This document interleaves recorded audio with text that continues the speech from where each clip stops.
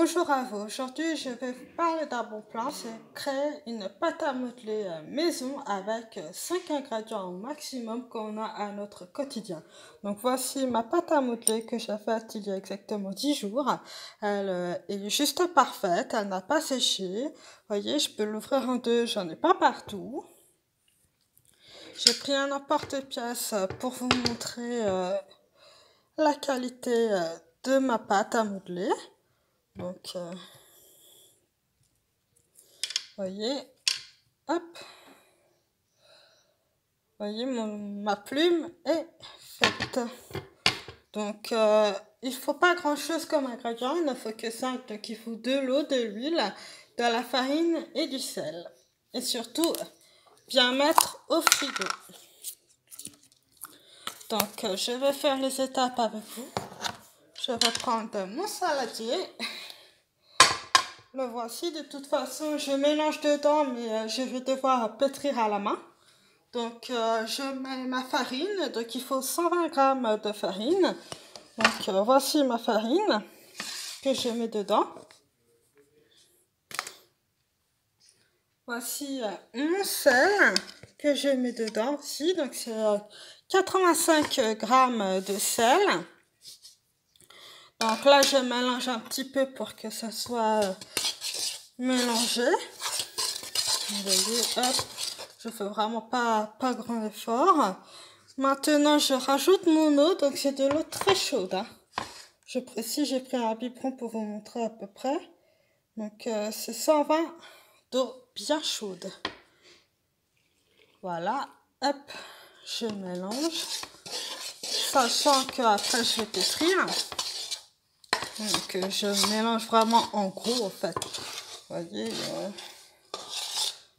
j'essaye un maximum d'avoir...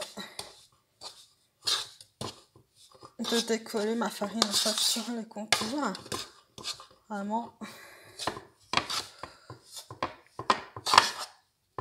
Donc maintenant, je vais mettre de l'huile. Donc de l'huile de tournesol. Donc comme celle-ci.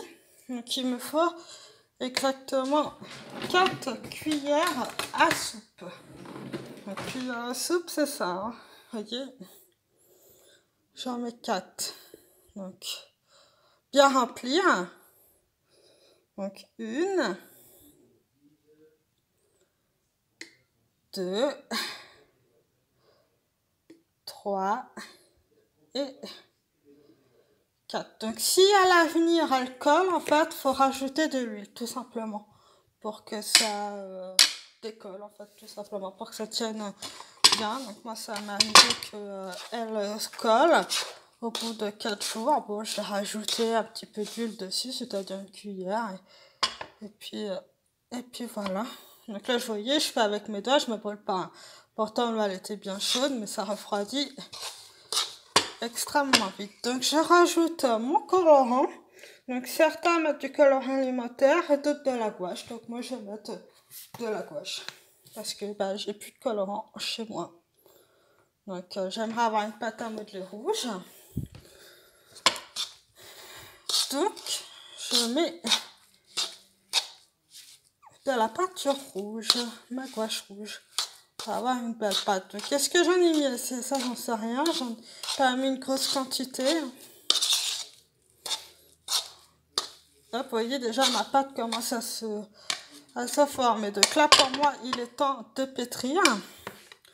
Donc, je mets de la farine sur ma planche à découper. Donc, comme ceci, j'en mets un petit peu partout, en fait. Voilà, hop.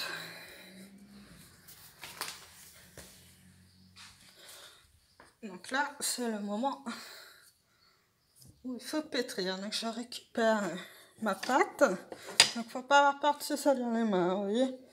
Hop. J'essaye de récupérer un maximum. Hop.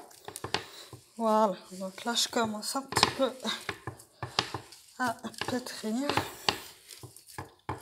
Vous voyez, déjà, ça fait quand même une grosse quantité de pâte. Hein. Vous pouvez très bien, une fois que l'eau est rajoutée, diviser en deux si vous voulez avoir, comment ça s'appelle, deux couleurs différentes, tout simplement. Donc, à savoir que la pâte, vous ne pouvez pas l'utiliser dans la journée même en fait, parce qu'il faut la mettre une nuit au frigo en fait pour que le sel durcisse, puisque là actuellement il est fondu, donc il est mélangé avec la farine et l'eau, donc il a besoin d'être durci pour refroidi pour être durci, pour pouvoir être prêt pour demain, pour avoir une pâte comme j'ai actuellement, que je vous ai montré en début de vidéo. Donc vous voyez déjà comment ça paraît pour être au frigo en fait, elle commence à être bien solide. Vous voyez, elle est déjà très belle. Ça a fait une belle couleur. Bon, ça fait un rouge clair en fait. C'est pas un rose, mais c'est entre les deux. Ça fait un joli rouge. Donc je suis plutôt contente. Donc pour conserver ma pâte au frigo, il ne faut pas la déposer comme ça dans le frigo. Il faut la mettre dans une boîte du perroir. Si vous avez conservé une ancienne boîte à pâte à modeler, bah tant mieux.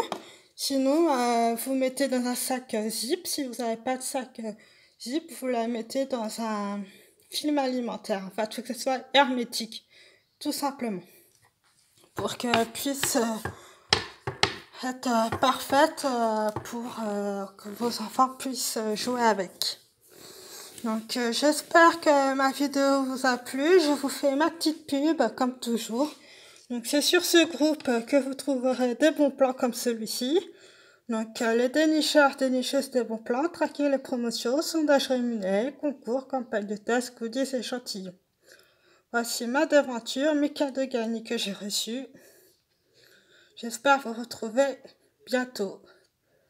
Bisous.